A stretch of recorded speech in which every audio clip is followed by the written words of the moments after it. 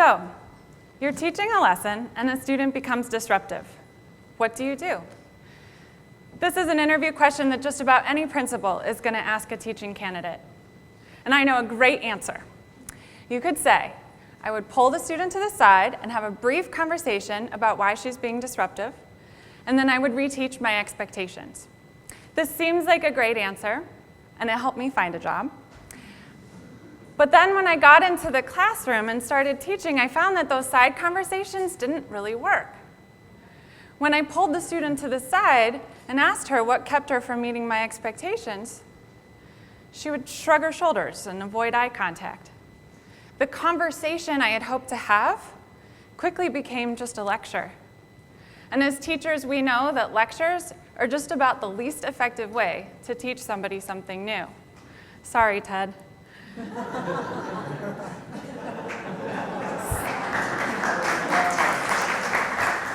I asked my students, what do I need to do to get you to change your behavior? Send us to the discipline office, they said. And that's when I understood. The zero tolerance policies that my students had grown up with had taught them that unless they were punished for their behavior, it didn't need to change. Zero tolerance was a trend in school discipline that began in the late 1980s. Under zero tolerance, schools issued severe and automatic punishments for things, even minor infractions. Remember the sixth grader in Seattle who was expelled for bringing a squirt gun to school? Or the 6-year-old in North Carolina who was suspended for kissing a classmate on the cheek? Or the students in Chicago who were suspended for 10 days for being caught in the halls after the bell rang? Research told us that zero tolerance doesn't work. It doesn't increase school safety. It doesn't improve school climate. If anything, it pushes our children out of school. A student who is suspended even once is twice as likely to drop out. Parents and community members fought for years to end zero tolerance, including the Community Youth Justice Initiative. And in 2006, after this long, hard fight, Chicago Public Schools became one of the first districts in the country to adopt an alternative approach known as restorative justice. But while the policies around zero tolerance started to change, the culture stuck around. Students are still suspended for up to 10 days for fighting. They're still removed from the classroom for things that have nothing to do with school safety, such as coming to school out of uniform or cutting class. Yes, the punishment for not going to class is having to miss class. And I can bet that at many schools throughout this city, despite the fact that restorative justice was adopted 7 years ago into our student code of conduct, that many people still don't really know what it is. But restorative justice advocates are still working hard to support its implementation in schools. Lots of high schools start by forming what's known as a peer jury. It's not what it sounds like. Students don't judge their peers and they don't issue punishments. Instead, they ask open-ended questions and they listen empathetically to determine the needs of both the victim and the offender so that they can repair the harm and restore their relationship. The goal of a peer jury, just like any restorative practice, is to ensure accountability, increase community safety, and develop social and emotional competencies. At one peer jury hearing that I sat in on, the girl was referred for having cursed at another student in the class.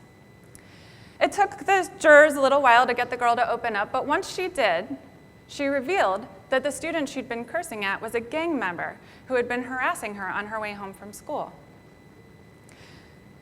She felt unsafe around this boy, but didn't feel comfortable telling the teacher what was going on. Then, a couple of the jurors revealed that they had also been intimidated by gang members in the past. And they were able to tell the girl the names of a couple of adults in the school who they trusted to address the problem. And they also gave her some strategies about how to protect herself, both in school and in the neighborhood. The student left the jury hearing with a plan for how she was going to restore her relationship with her teacher, and some tools she could use to advocate for herself and protect herself. I think about how, if this girl had just been sent to the discipline office and given a punishment for the rule that she broke of cursing, none of this would have come about. Gang activity is a serious challenge in my high school. And for a while, we had a zero-tolerance policy to address it. Any display of gang affiliation was an automatic 3-day suspension. And at first, I supported this policy. I didn't want to see gang activity in my school. But then, I watched one gang member after another drop out. And I realized that our policy had an unintended consequence.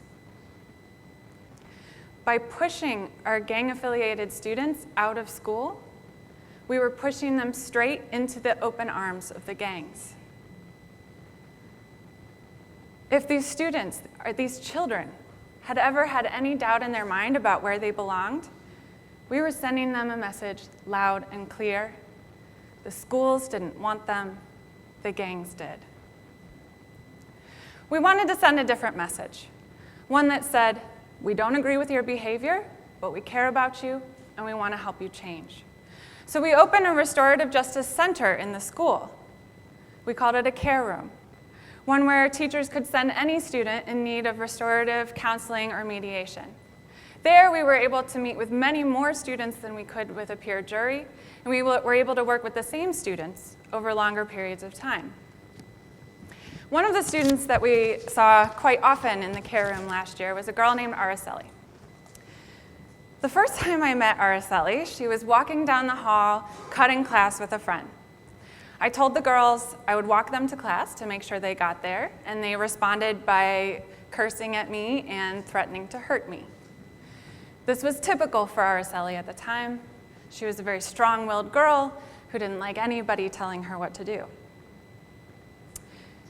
She was cutting class often, getting in trouble often, and failing most of her classes. By most accounts, Araceli was headed towards becoming a high school dropout. And by her own account, if she had been suspended every time she went off on a teacher like that, which was relatively often, she would have become a high school dropout. What's the point in coming to school, she said, if you know you're just going to end up getting kicked out? Fortunately, Araceli was not sent to the discipline office. She was sent to the care room last year. And there, she was able to calm herself down, work on her anger issues with a trusted adult, and develop strategies for how to repair the harm that she'd caused. This year, Araceli is on the varsity volleyball team, and she's working really hard to raise her GPA so she can go to college. Unfortunately, many students in Chicago public schools are not afforded the same chances that Araceli was given to work on her behavior in school. Despite all of the evidence against it, Chicago public schools issued almost 70,000 out-of-school suspensions last year. This figure seems overwhelming, and it is. But there are things that even a classroom teacher can do on an individual level to start shifting the focus from rules to relationships, from punishment to repairing harm. Talking circles are a safe way for a teacher to build community in the classroom and develop communication skills. Each student shares their story as they feel comfortable, and everybody else just listens. It's incredibly simple and incredibly powerful. One of the most powerful talking circles I led was in my junior level geography class a couple of years ago. This class was full of big personalities, some Black, some Mexican, some Puerto Rican, and over the course of the year, tension had been building between students of different backgrounds. This resulted in some students refusing to work together, and some even making racist comments. Instead of sending these students to the discipline office, though, I decided to see if I could try to break down some of these barriers. So I asked the students to circle their desks, And then I asked them to just start speaking generally about racism in the school. A few of the more outspoken students started talking about how they felt when assumptions were made about them based on their race. Other students spoke up to question whether it was really about racial tension or if it had more to do with gang divisions. They talked about the influence that teachers had on racial tension. The conversation got heated, but it remained respectful as students followed the rules of passing the talking piece around the circle and waiting their turn to speak. At the end of the conversation, I asked the students, what do we need to do to try to solve some of these problems? How should we address them? Their response, we need to have more discussions like this one. After that day, the tension in the classroom started to melt away. I saw what an effect our circle had had when two students, one black, one Mexican, chose to work together on a project, even though they had terrible arguments all year long with each other before that.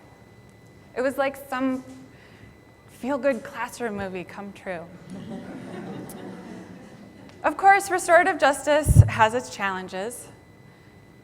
Advocates struggle to get buy-in from teachers and administrators. Some students don't respond to restorative justice, just as many students don't respond to punishment. And resources are still spent to staff school security guards and police officers in schools, but somehow we just don't have enough money to pay for a restorative justice coordinator. But what if? What if every school had a care room? What if every teacher was trained on how to lead a peace circle or conduct a restorative conversation? What if every student was trained as a peer juror? Schools that do implement school-wide restorative justice and other similar positive behavior supports, they showed significant decreases in discipline referrals, increased attendance, more positive school climate, icing on the cake, increased test scores. I've shared with you a couple of stories today about how restorative justice can work in schools, and I want to leave you with one more.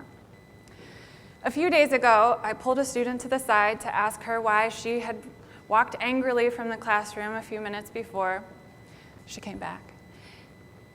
And instead of shrugging her shoulders and avoiding eye contact, this student, who spent some time in the care room last year, calmly told me what was bothering her, and we were able to repair our relationship just by having a brief conversation. Thank you.